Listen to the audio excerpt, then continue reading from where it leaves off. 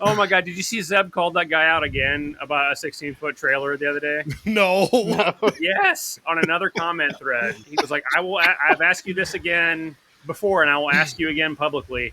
You haven't responded to me. Have you yet obtained a 16-foot trailer?" Oh my gosh. The following program features a bunch of doofuses talking about the automotive aftermarket. The stuff we, or our guests may say, do not necessarily reflect the beliefs of our peers, our sponsors, or any other associations we may have. There may be some spicy language in this show, so if you get your feelings hurt easily, you should probably just move along. So without further ado, it's time for Confessions of a Shop Owner, with your host, Mike Allen.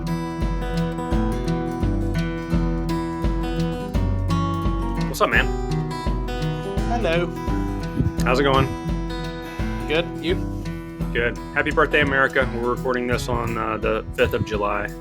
First full day of freedom from the tyranny of those bastards over the Atlantic. Yep. Remember, it's not treason if you win. That is very true.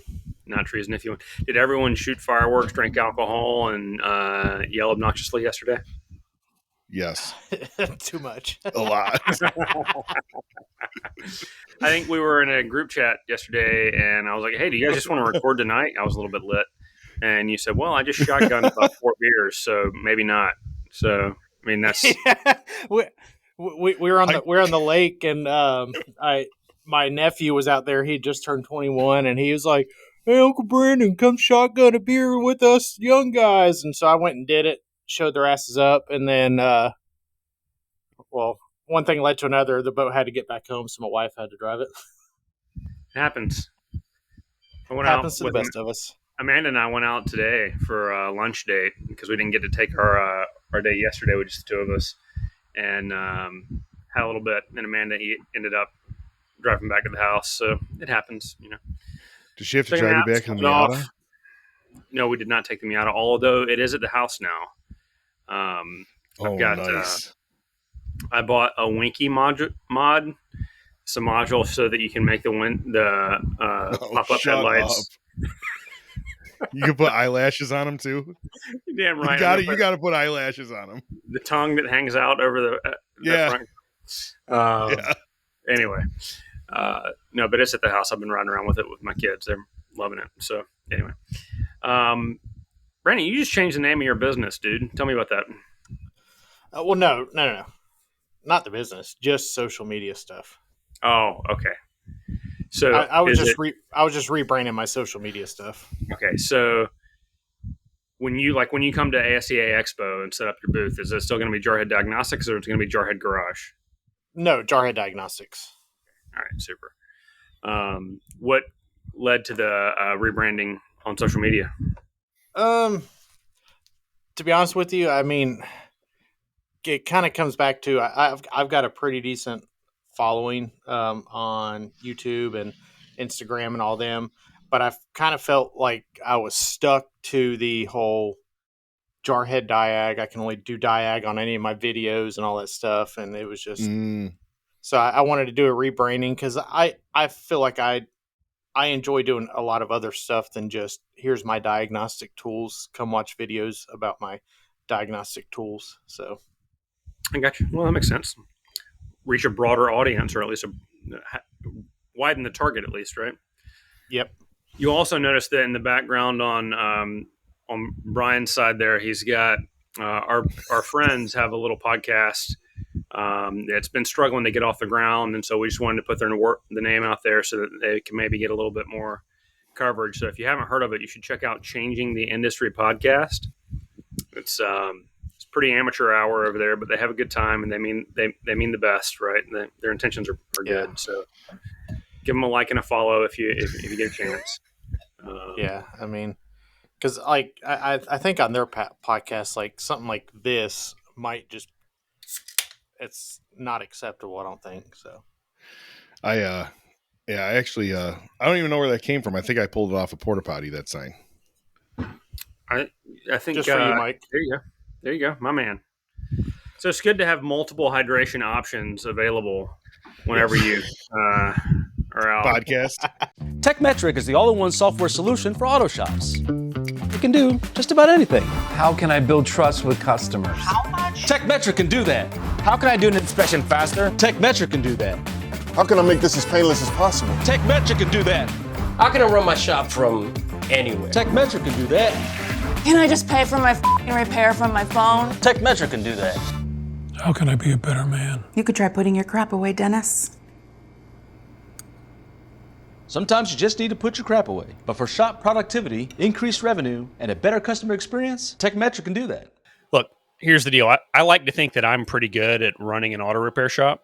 It's what I've done for 20 plus years, but I'm not good at managing a marketing budget and all the different facets of a truly well-rounded marketing plan.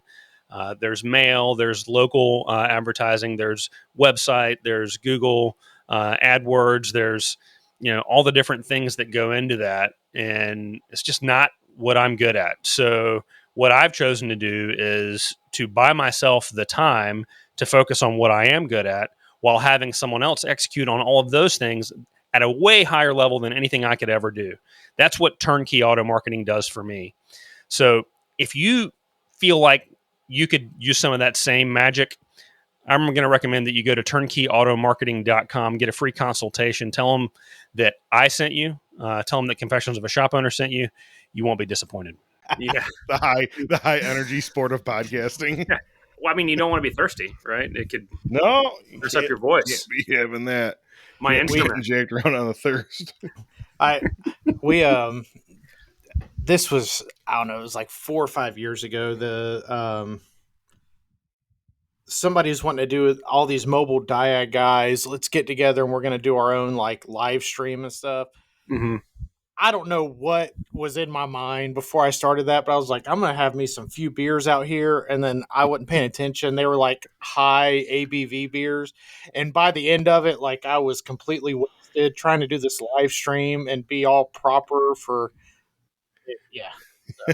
That's why Friday Night Shenanigans are not recorded, because sometimes you just get shithouse drunk and things that come out of your mouth need not be saved for posterity. Although there have been people I know for a fact that have been on Friday Night Shenanigans and have been recording discreetly. Yeah. Some of those peeps, man. I'm checking all my pockets to find one single F to give that they've done that. I just checked all my pockets. Can't find a single fuck.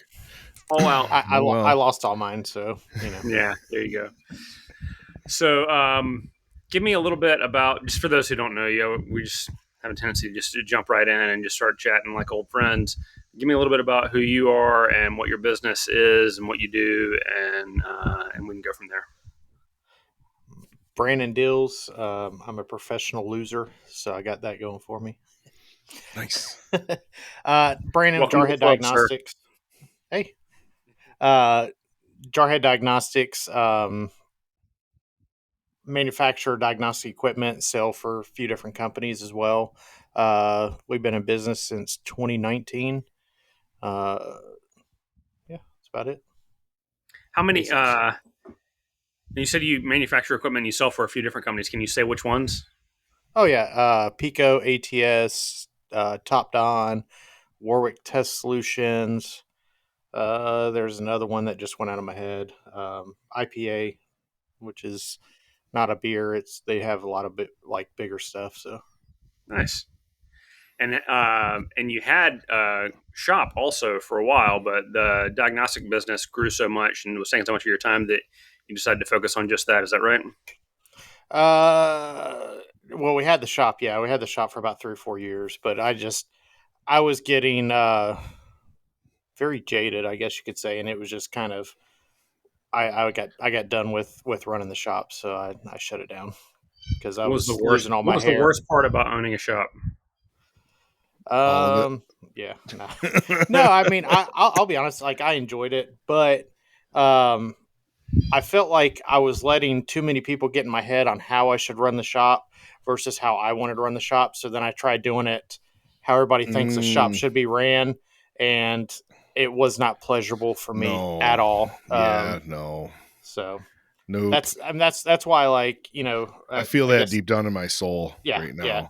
I think that I'd be pushing shopping carts if we had to run how somebody thought we should be running. Yeah, and like, done.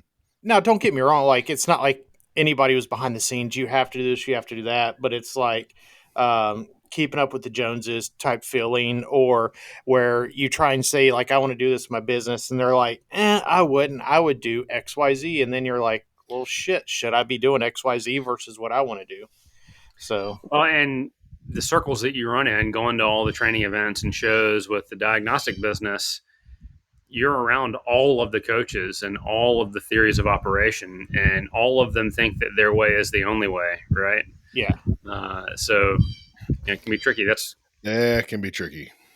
Which, I mean, because I guess, like, for me, I've been turning wrenches for many, many, many, many moons. And I enjoy that. And I'm not trying to say that I want to be that shop owner that's going to be greasy, nasty in the shop all the time or anything like that, but I enjoy that.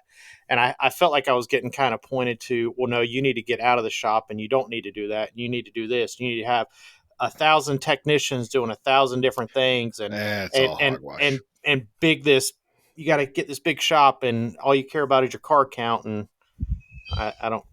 My finances are kind of set up where I don't need to worry about all that, so I don't think I'm going to this time. Good. Yeah. Fuck it. If you don't have to run that rat race, why would you? Yeah. Plus, let's be serious. Your tool business is, I mean, you make a lot of things that, like only you're making. Yeah. Right. It's very, very simple. You've got the market cornered on a couple things. So, yeah. And that's, I mean, we enjoy it. I mean, there's animosity and some stuff that goes along with that, all that stuff, but sure, it don't matter where you go, you're going to have something. So there's animosity in every type of business in the world. I mean, even in our little corner of the world, there's backbiting amongst trainers, there's backbiting amongst coaches, there's backbiting amongst trade shows and organizations, and just like there are shops that can't cooperate. It's there's more cars than I can fix. I got yeah. But I will say that every year at the Expo, your booth is one of the most popular booths, especially amongst the technicians, right? Oh, or yeah. the technicians turned owners. Yep. I go by your booth and I'm like, hey, what's up, man? How's it going? I don't have a clue what any of this shit does. So, but that's okay. My guys do, and they all like it. So, yeah. What like type of? Do you have any like growth plans or goals, or are you just gonna kind of chug along the same route that you're on, or? No, I mean, so I opened back up the shop. Monday was the first day on that. But like I said, I'm gonna. I felt like with the tools and everything, without having a shop, it was hard to kind of even try and showcase stuff, because it's like, what am I supposed to do? Check out what I'm making, and everybody's like, cool, how to use it? I can't fucking tell you. I don't have a car to show you on. So at least, having the shop, it'll allow me to kind of start tinkering again and, be able to showcase products and stuff. So the probably shop help is for primarily innovation for too. social media and it's I mean, I'll be honest. My plans for this go around is going to be I'm taking some plays out of Chris Enright's playbook about how he runs things and kind of how he goes about his day-to-day life with his shop. I mean, I probably won't ever get to where he's at, just because, I mean, he's got a pretty sweet gig, how he's got everything going, but that's kind of what I want. Just a couple cars a day and do some social media, make good money, and move about my day. So copy. Make some money and move about my day. Get behind that. That's some ESO type shit, Yeah. So, can I ask you the usual hot button questions? How many days a week are you open? For the shop, it's going to be Monday through Thursday. Nice. And then Hey, everybody. I wanted to take a minute to tell you about the coaching organization I've been involved with for, over 20 years now. Elite. Elite Worldwide, they don't give you a one-size-fits-all solution. They tailor the coaching specifically to you in your shop. They pair you with an experienced coach who is either a current or a former shop owner, and they turn strategies into actual action and accountability and results. Whether it's improving your service advisor's sales, growing your shop, growing to multiple locations, they really have you covered.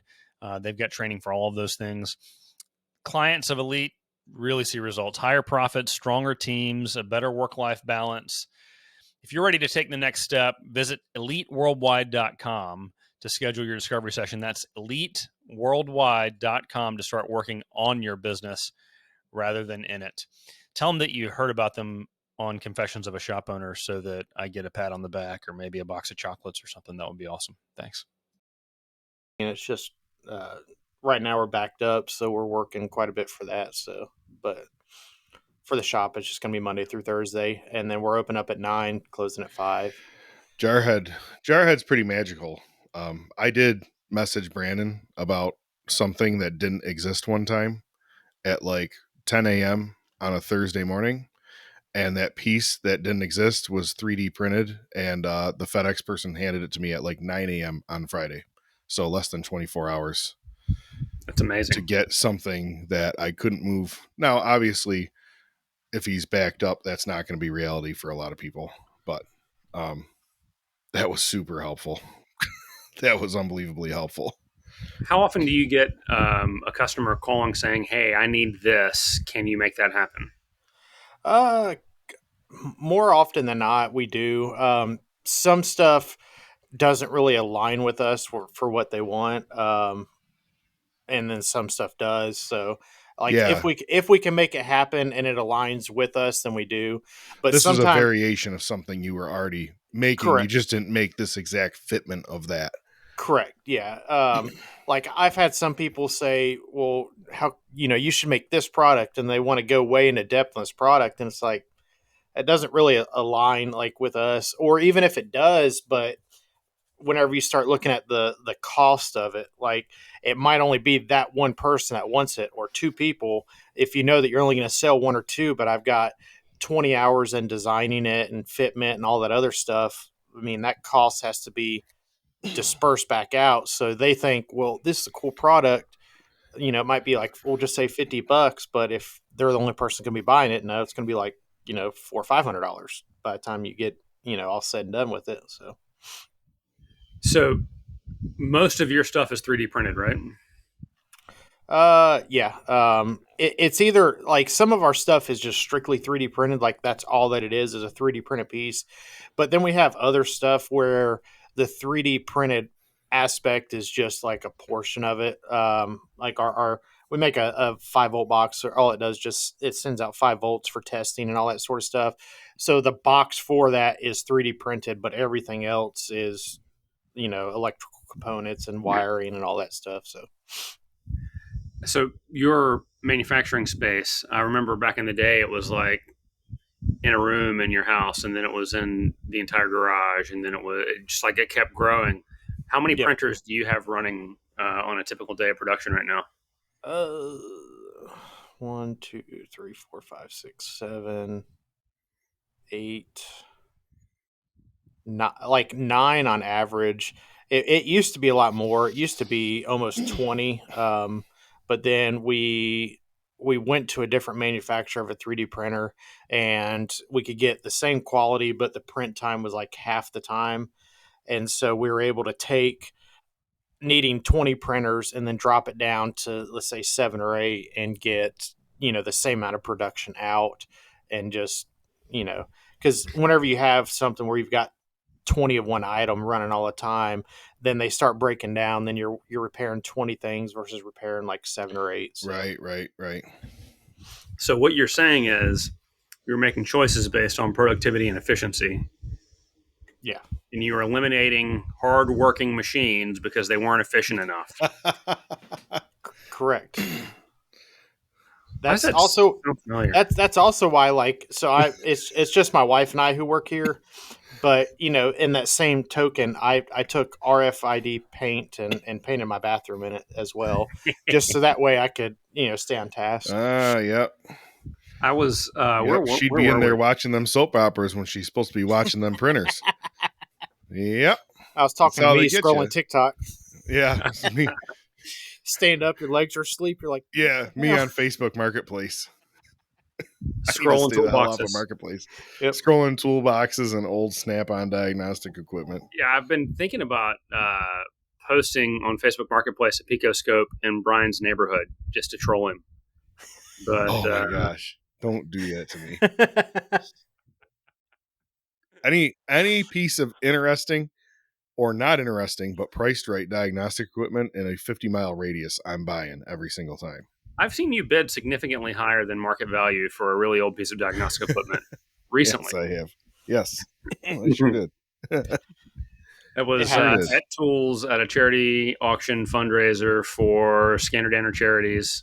Is it We Scanner don't Danner? have to keep bringing it up, Mike. It is SD Charities, and I'm still a little bit tender about not coming home with that.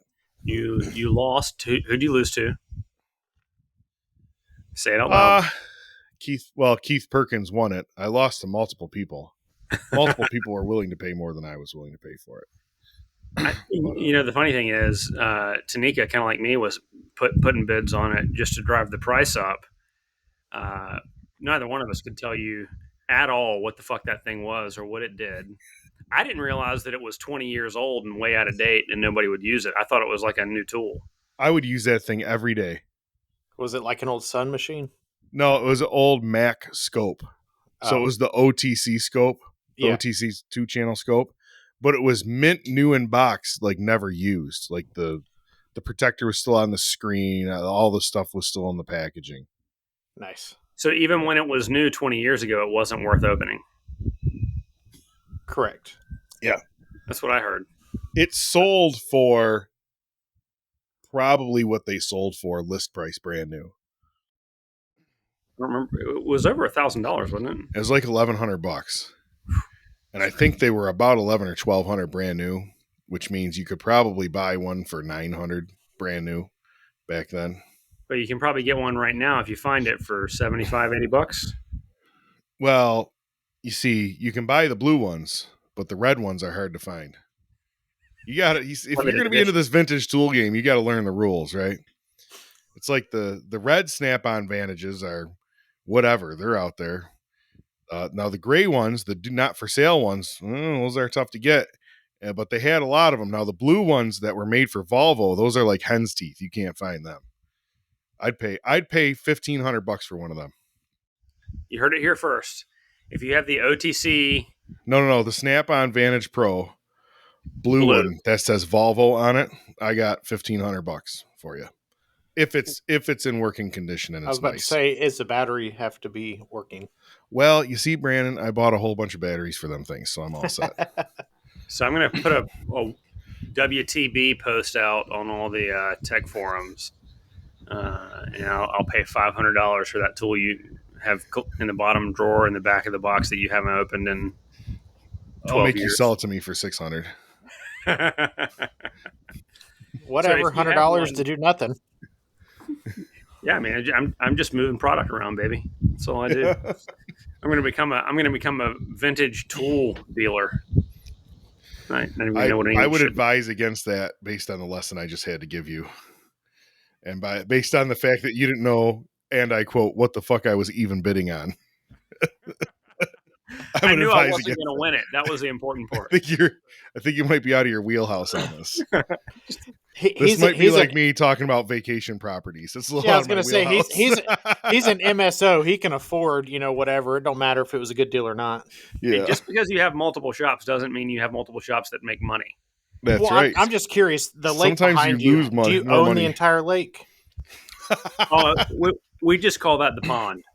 Oh, okay. This is a City of Raleigh drinking water. No personal watercraft allowed. No gas burning watercraft allowed. You can rent from the city John boats with electric trolling motors. That's the only thing you see out there. So lame. So what you're saying is, can you fish there? Should go out there and take a dump in the lake, and then you'll drink our dump. Well, the water treatment plant. So I'm only I'm 500 yards up from the dam. Oh, okay. And the water treatment plant is just on the other side of the dam. You see the color of that water? Human feces is the least of the problem over there. That thing's got an algae bloom that would freaking extinct an entire species if it wasn't for the water treatment plant. I got in it Thursday night, and so at the Got any rashes or anything? so far, no. But I mean, look, rashes are Other so than the common normal for me. ones? Yeah, rashes are so common for me, and they have been for years. It's just, But the other end of the lake is the city park where they do fireworks for the 4th every year, and they have the North Carolina Symphony out doing patriotic music and yada yada. Yada. So every year, one of my kids and I would hop in the canoe and we paddle up into the lake. Yeah, you sent me that picture. That was pretty cool. Watch fireworks. For 6 years, we've been the only people on the lake, and this year there were a couple of kids out there in another canoe. So somebody's horning in on my game. This year, down here, so I live near lake, but not like you see how you can see across your lake. This isn't like that. People go out on our lake and die because it's like 30 miles lake. across. Like a real lake. It's actually a great lake. But anyways, on the night they had the fireworks down there on the 3rd at night, and there were people from the city came down with their kayaks, and there was whitecaps.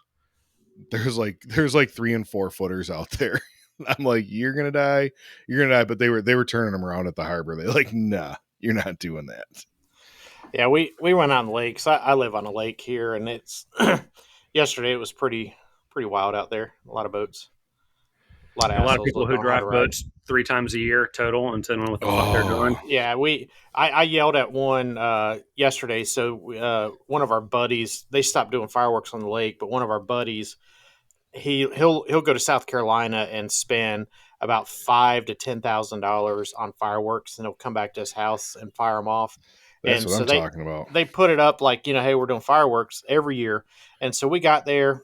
I mean, there's probably already like 30 or 40 boats anchored up, ready to watch. Whenever it's time for the fireworks, there's anywhere from like 100 to 200 boats out there watching.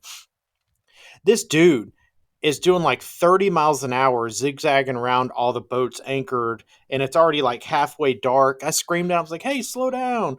Well, I didn't say it like that, but he looks at me, he's like, what? I was like, dude, all these people. And he was maybe 10 feet off my bow whenever he came hauling past me. And whenever the fireworks were over, he was barely idling past me. I was like, it's about time you slowed down, not in those choice words.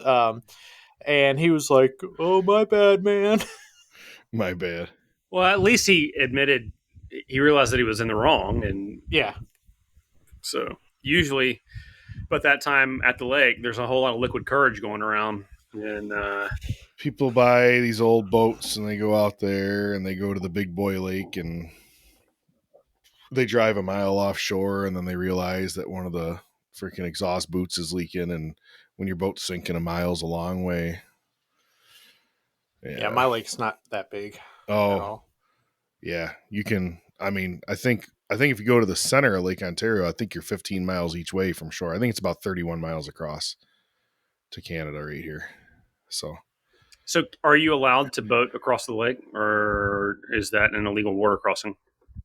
You have to check in at customs when you get to the other side.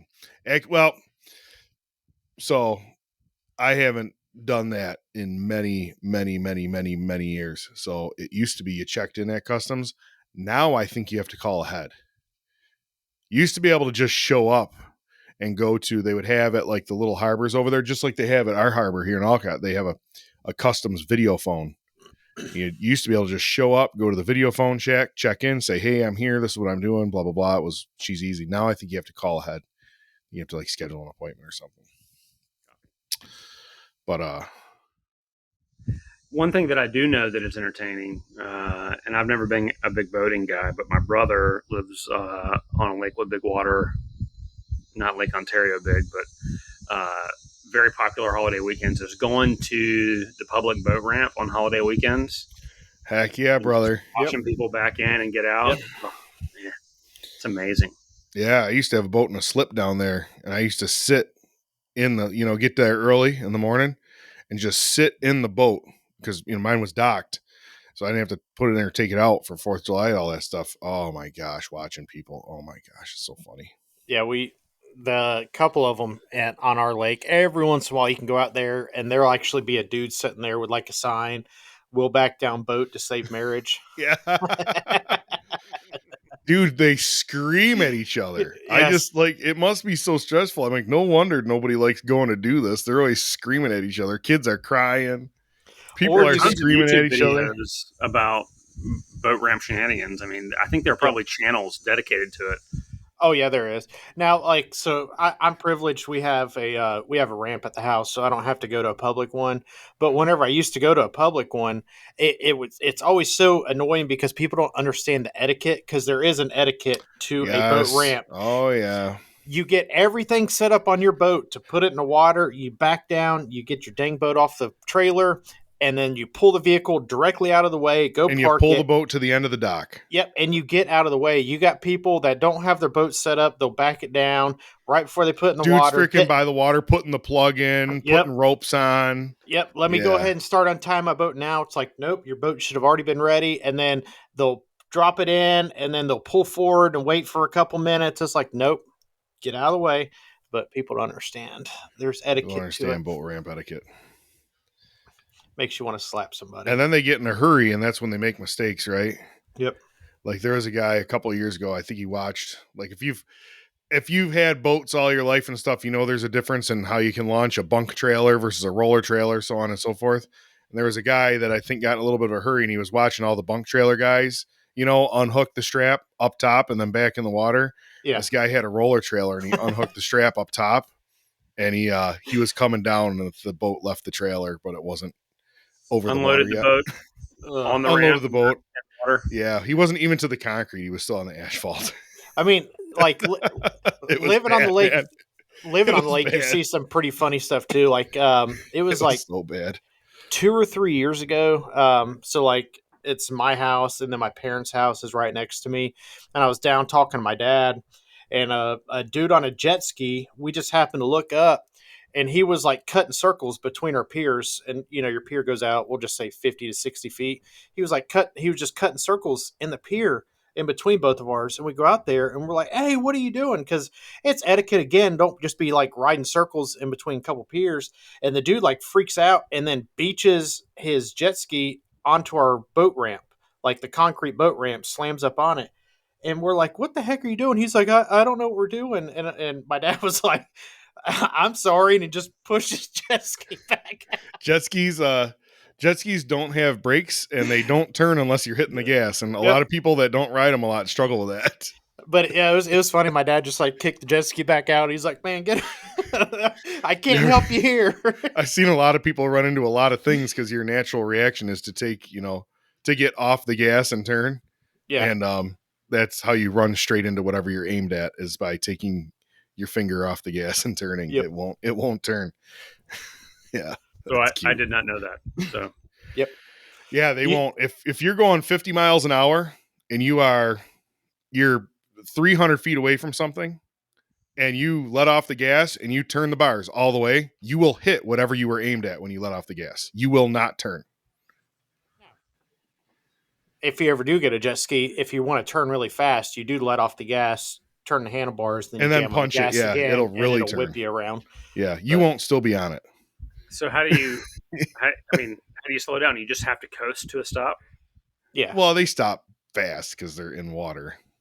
Yeah. Fast relatively. Once it drops off a plane, then they really slow down. So we're 30 minutes. We're 30 minutes into this, and I don't know that we've had any productive conversation that might bring value or help or add anything to anyone's business. Probably just save somebody's life. Somebody's probably going to hit a concrete pier after they watch this, and they'll hit the gas on the jet ski and it'll turn. And the jet ski will be fine because it'll turn, but they'll still fly into the concrete pier. Well, I mean, at least the jet ski is good, and then you can get it on Facebook Marketplace for a steal because, That's what I'm talking about. No? Were we supposed to have productive conversation? I mean, I feel guilty because I get the hate mail where it's like, you guys don't ever talk about shit that makes it, you guys always blah, blah, blah, blah, blah. I mean, we could be worse. We could be talking about barbecue constantly, like, people over your shoulder there, Bryan. So, I don't know. You're coming Okay, so things that I want to talk about. You're only open 4 days a week. That's a mistake. You have to do it 7 days a week. Oh, I got a text from a friend yesterday, and it said having your shop open on the 4th of July is simultaneously the most and the least American thing ever. Right. It's a very true statement. Yeah. Yeah. It's super. That is hyper capitalism. Because we know who was open yesterday, right? No. Yeah, man. Not me. Christmas and Thanksgiving only. Only 2 days he closes. So, oh my gosh.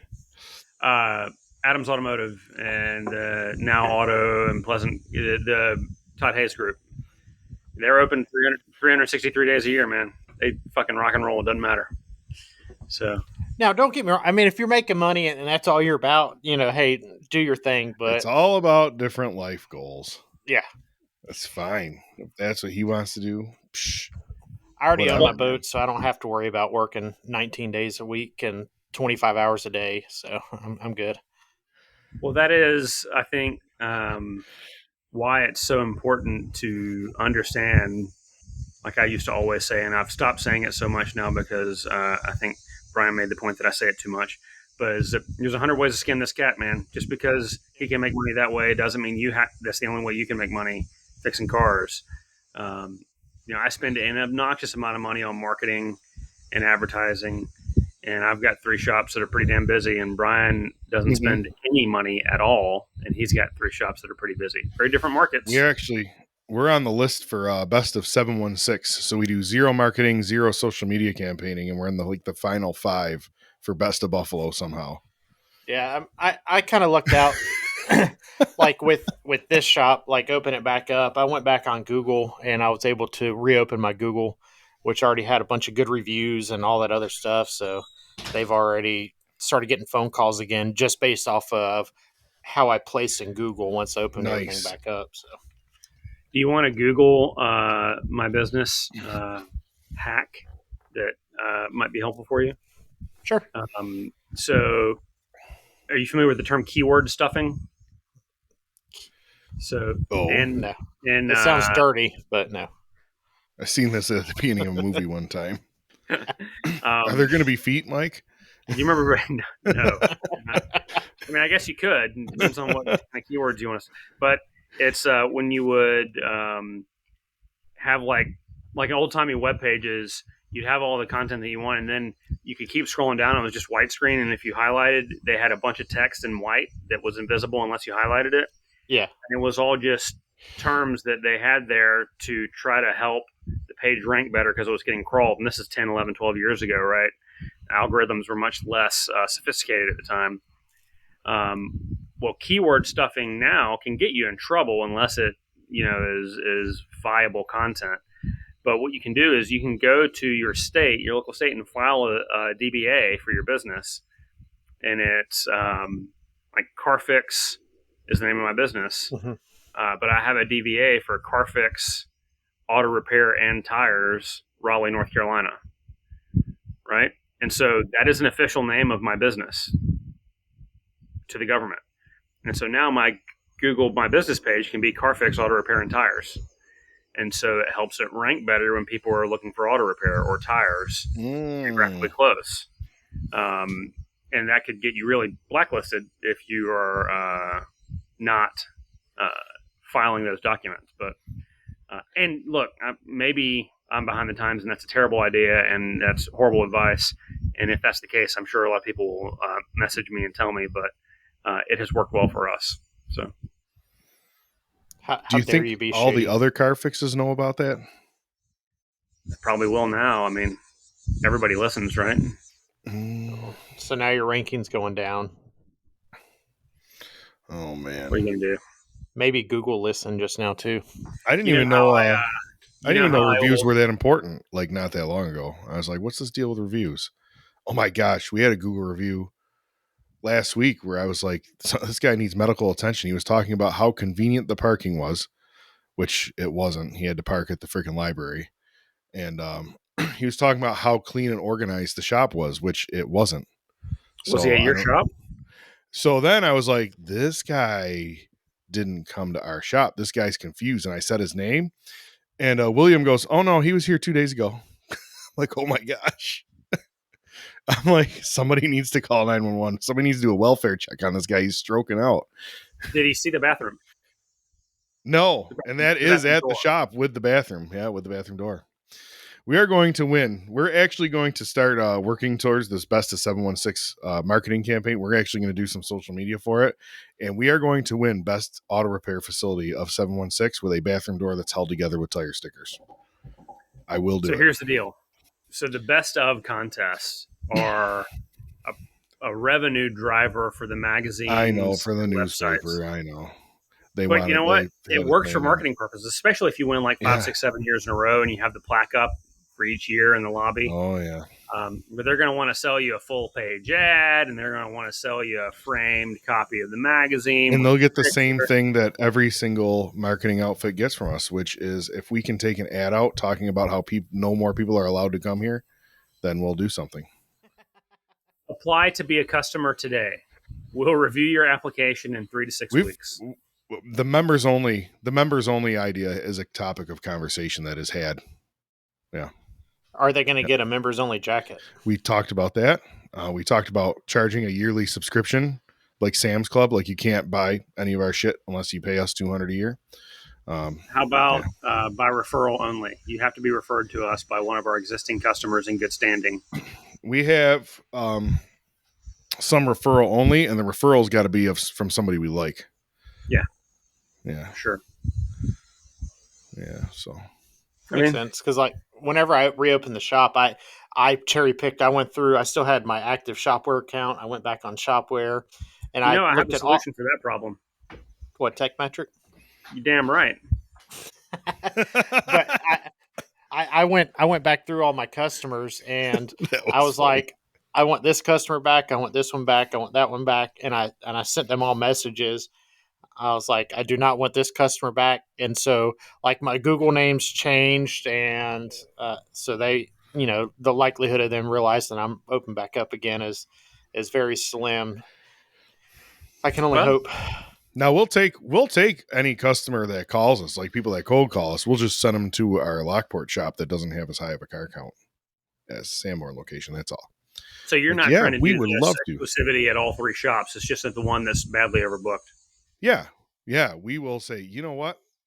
You can't come here for that. However, at our facility in Lockport, not only can you go there, but you can probably go there today. What's the distance though? I don't know miles because we're weird up here, so we don't talk about miles. It's if I run it pretty hard in my truck, it's 12 minutes. Okay. Yeah. So, what's the difference between the 2 shops that causes one to be over busy and one to have immediate availability? Definitely business density in the areas. If you're over in Lockport, there's 80 shops you can go to.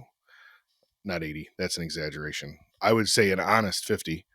There's 50 shops you can go to. If you're in Sanborn, New York, headed up towards the lake, as long as you don't need it fixed, there's like 2 other shops you can go to. But if the car's actually got to get fixed, you're kind of stuck with us.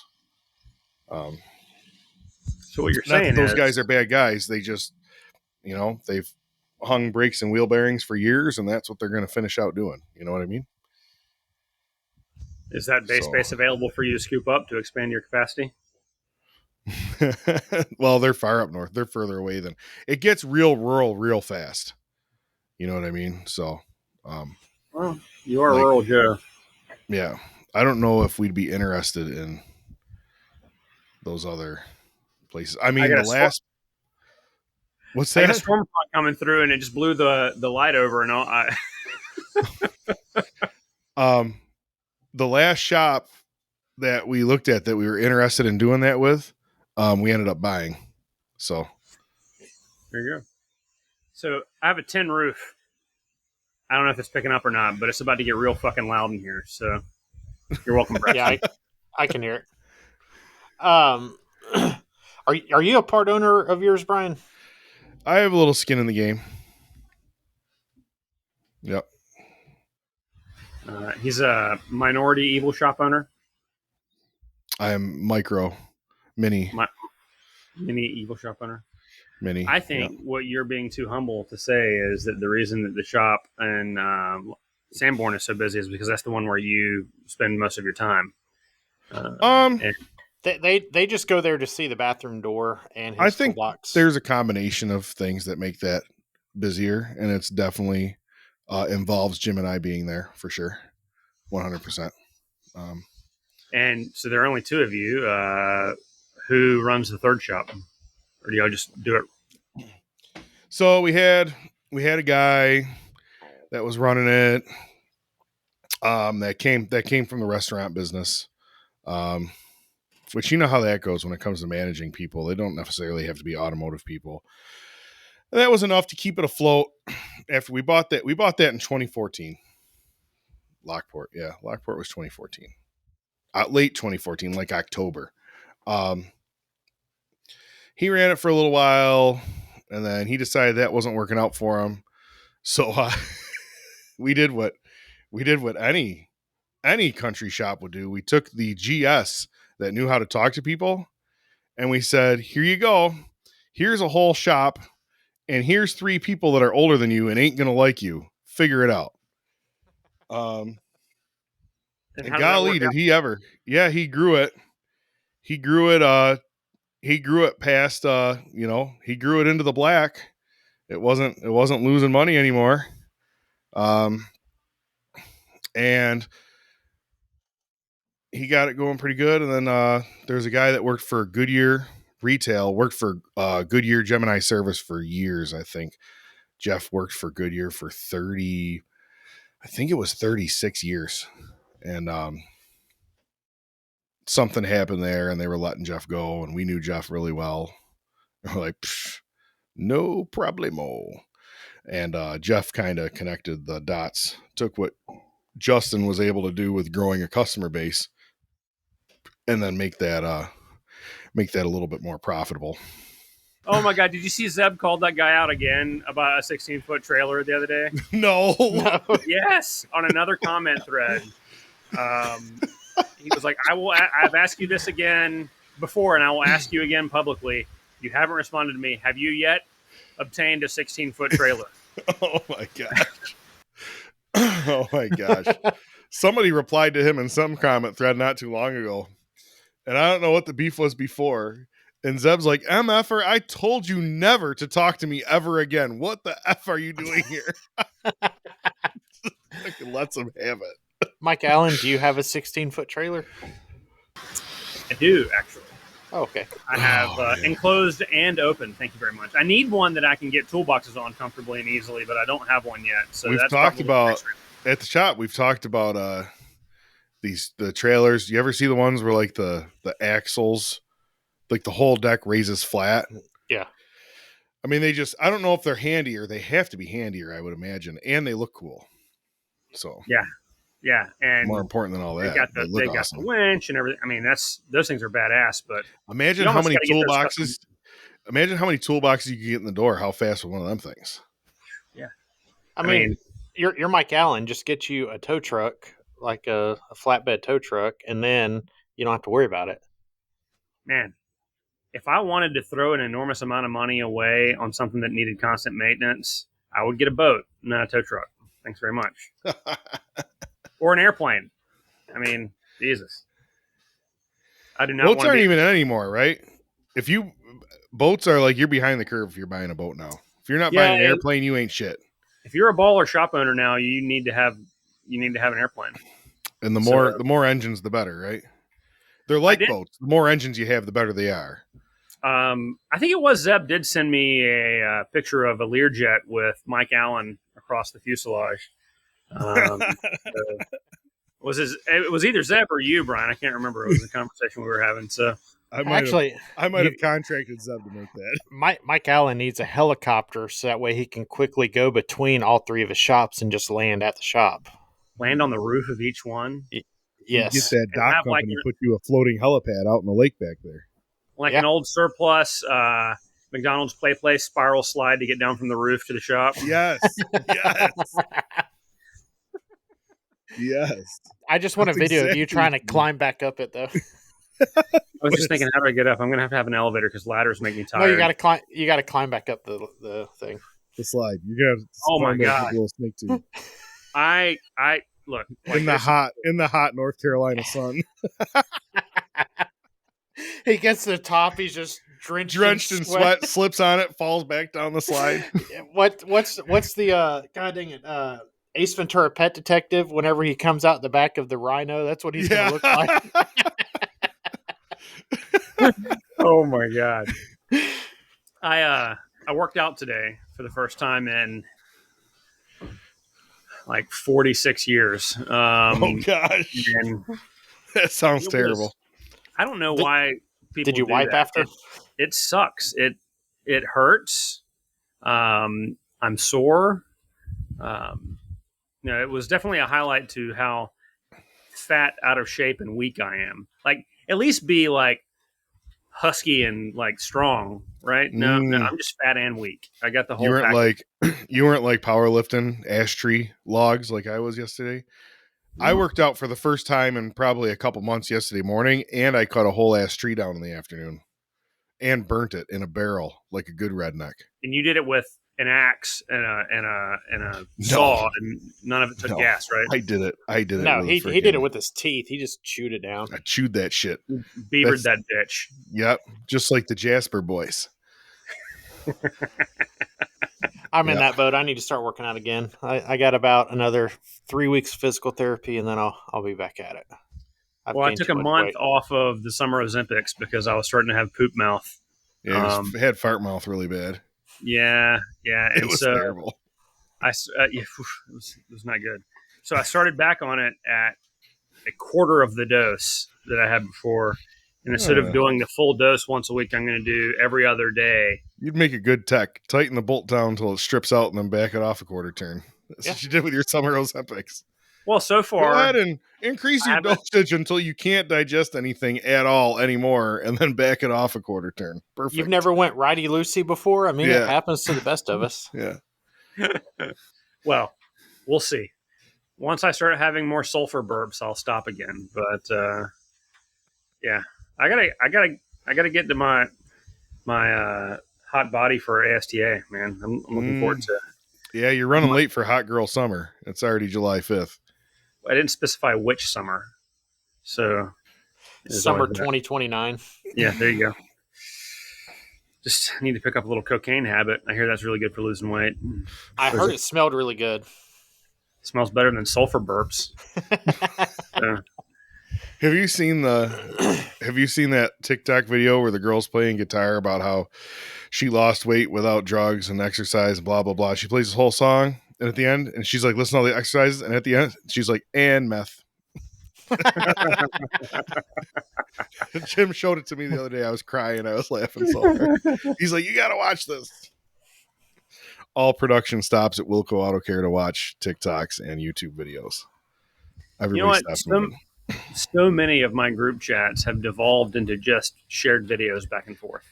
Minimal conversation, just shared videos. It's like, nah. Like even Dutch is that way now. Most of my interaction with you, Dutch, and Kokonis is shared videos, and they're like Facebook Reels that are just. I don't know. I would say that I usually pop in there to say something just to piss Dutch off, and then I run away really fast. I love it. Is this Dutch with or without a beard? He's without now. He does not look like the Gordon's fisherman right now. Beard-free Dutch. The moment he sold his shop, he's like, okay, I'm going to grow my shit out now. I mean, he looked like a good classic Jewish guy there for a hot minute, you know? Yeah. And then he killed it all. So what are you going to do? Tonight's review of Woodford Reserve Masters Collection, finished in Madeira casks. Tastes like shit. It's not to my speed. So if you want an opened bottle of whiskey that was really expensive that I'm not going to drink any more of, let me know. And I had a very high-end drink. I had a Jimmy Palmer, this is called. Yes. I'll have some Four Roses. It's 10 ounces of Jim Beam and then 10 ounces of Coca-Cola, and then I filled it up with ice. See, it's like a 40-ounce cup, so I couldn't truly go half and half. Did And you the just only drink white- 4 roses from the bottle? I sure did. That's some Are marine you- shit right there. Are you jealous? A little bit. I mean, I'm not going to drink that shit from the bottle. Instead of buying this, I should have bought 6 bottles of that. So, For anyway. about the same price, right? Yes. Lesson learned, Mike. Hey, man. Lesson learned. Never Hey, you learn can take anything that new unless rate. you try things new. People, you know what? People want the automotive tidbit. You can take that right into your business. Just because you're expensive doesn't mean you're better. I feel attacked. I'm just saying. So can we have some controversy in your podcast? Yeah. All right. Sell me on why Tekmetric is better than Shopware. So, A, the logo's cooler, so first thing. do you want like my bullshit snarky answer, or do you want like real reasons? No, I'm being serious. Like I've had Shopware for several years. I mean, there is some stuff that I wish I had that I didn't, because I had Shop Monkey before. I didn't like that at all, but Shop Monkey had some pretty cool like things inside of it that Shopware doesn't. And I was told Tekmetric kind of has some stuff. So the thing that I like most about what Tekmetric is doing right now, like they've been like Shopware and Tekmetric have been kind of on a similar trajectory for a few years now, and in my opinion, they're probably the 2 big dogs in the industry, right? So I don't know enough about Shopware to say anything bad about them. It's just obviously I'm a fan of Tekmetric. But what the team at Tekmetric is doing is they're trying to become not just a point of sale software, they're trying to become a full platform for shop management. So credit card processing. Yeah, the credit card processing with the financing options built in to the software. So you're texting your customer the invoice for approval, and it's got the links for all the different rapid financing options that are there. And it's not just one. It's not just great credit, right? They've got kind of waterfall options. That's a great benefit. They've got right now they have Shop Genie, but they're rolling out Tekmetric Marketing, which is essentially Shop Genie with steroids, right?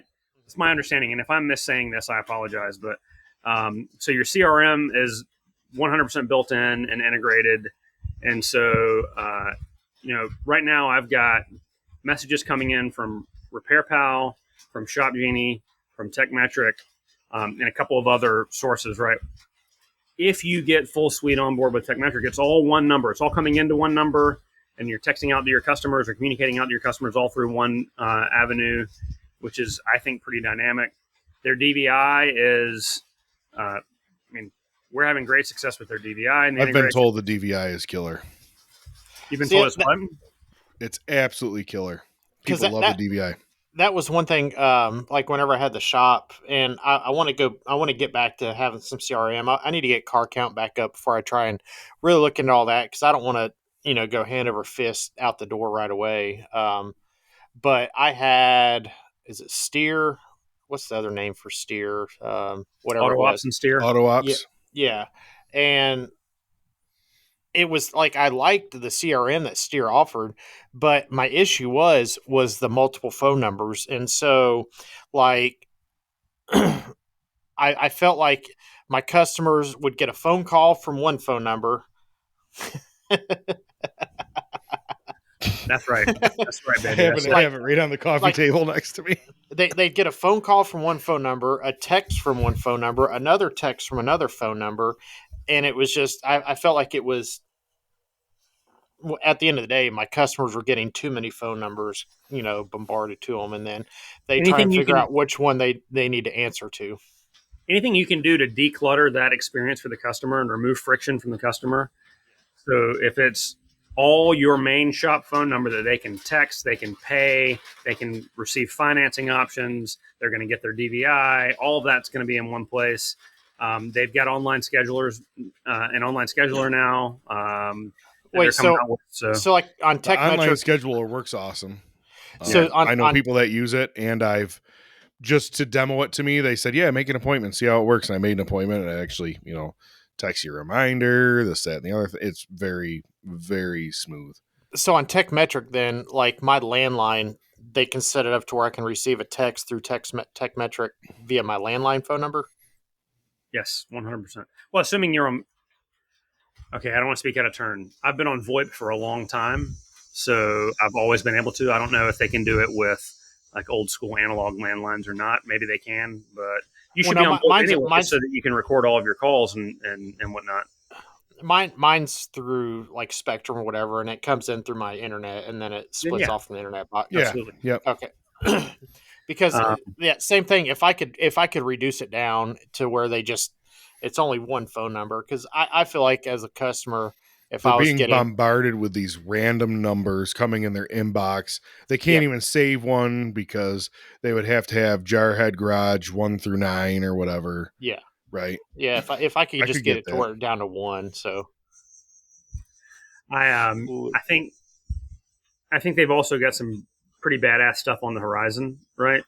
One of the things that I'm looking for right now, and I'm trying out multiple different providers because there's a race right now on who can integrate AI seamlessly and effectively for managing customer experience and grading your call qualities and that kind of stuff. So the ability to listen in real time to every single inbound and outbound phone call and grade its success and whether or not you have an unhappy customer or whether or not your advisor is following your process or freewheeling and get alerts to team leaders when there's an unhappy customer or whatever else in real time. That's pretty damn dynamic, and I'm trying to find the best provider of that right now. But I know that there are things like that in the pipe. I just don't know when that's going to happen. That might be years down the road. Who knows? So, but if you want, I can send you a Tekmetric mug tomorrow. I'll just get it in the mail for you, and if you're free, I can get you a demo. You're changing hats mid episode. Oh man, Brax is gonna have to edit that part out. Bryan said that he wanted me to have fun, so he's gonna have to edit this out. But this is like my third or fourth hat since the start of the episode. But just keep the bill just to see it up so we can't see it. It's good. Snap-on tools. Okay. All right. Yeah. Snap-on. I can get it. Mike. That's a company that makes tools that your techs use, Mike. I thought it was a shopware hat, so I was like, no. We'll just put a censored bar over it. So this is Brian's favorite hat, though. Which ones that say nobody cares to work harder? Oh no, the toaster, the bathing toaster. And then this is the new one that you need. Is that nobody cares work harder? No, that's. Don't run away from the mic. We can't hear you. That's this one right here. I started in that one. No, this one is a. Yeah, I bought a laser engraver. He's got funny ones. But this one is a blown fuse, and the wording on it says, "I've caused more nightmares than your unstable ex." So, Bryan and I have toyed with the idea of having snarky swag available at events. And I think there's a big market for T-shirts that have the Killdozer on it with different sayings. And say things like, say flat rate one more time. Yeah. Tell me you'll get me on the next one more time. Yeah. Yeah. Tell me I should be open on Saturdays one more time. So, but hey, man, this has been a good time. I really appreciate you taking the time to come out and visit with us on a holiday weekend. Yeah. And so I will see you in a couple months at the Expo. It's going to be a new space. Have you got your booth all set up? You know where you're going to be placed and all that kind of stuff yet? No, I haven't done any of that yet. Bro, come on. We got to get you in a primo spot like you've had in the years past. But from what I've seen, I don't think there is any outdoor entire time spots. I could be wrong though. Holler at I me, am dog. half See what we can do. Okay. Talk to me offline. We'll see what we can do. So. Oh yeah. But I'm excited to see you there. Anywho, thanks, brother. Be good. Yep. Happy birthday, America. See you.